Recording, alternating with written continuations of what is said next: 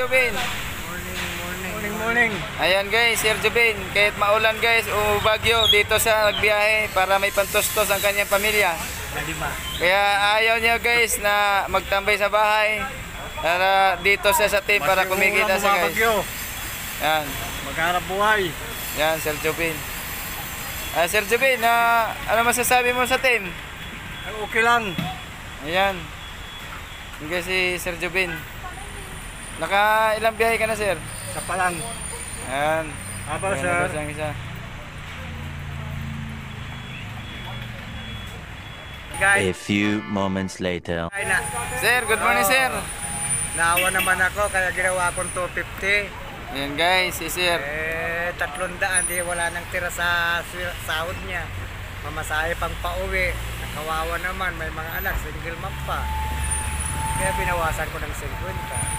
Yan, sa sobrang niyang bait guys, ganyan siya kakano guys, magmalasakit sa kapwa. Matulungin to guys.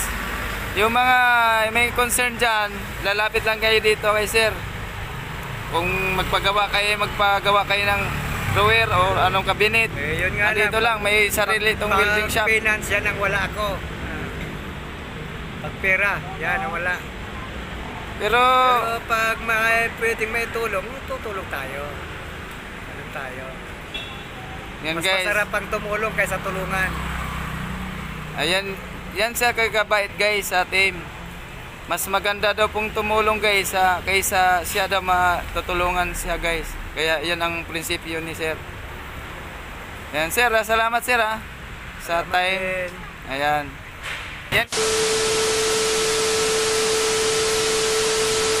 Guys, nandito na sir Cora, nakabalik na guys. Sir, kumusta ang biyahe niyo sir? Ayos lang. Ayan. Walang traffic. Ayan guys. Dapat lagi ganun. Ayan. A few moments later. Ma'am, good morning ma'am. Ayan guys, bago namin customer. Mabait to guys. Andito kami. Salamat mama na dito ka sa team namin. Bago namin customer guys. Gusto niya dito na sa team namin sasakay. Opa. Ayan. Ma'am, pwede ba kita makilala ma'am? Ha? Pwede Alin ba po, kita? alin? Alin? Opo. Ma'am, ako po si Noel.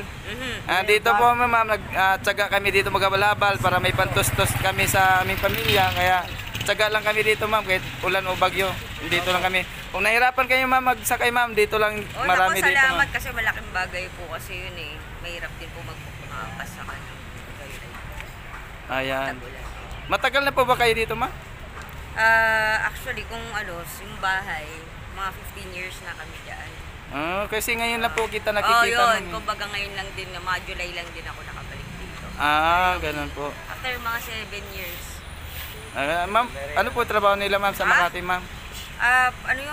Technical procurement. Ayan. Ma'am, baka kailangan nyo ng mga doon trabaho. Marami dito sa team, walang trabaho. Opo, sige Ayan. po. Sige ma'am, salamat ma'am ha. Salamat Let's po. go guys, ihati ko na si ma'am sa Makati. Let's go ma'am. Okay guys.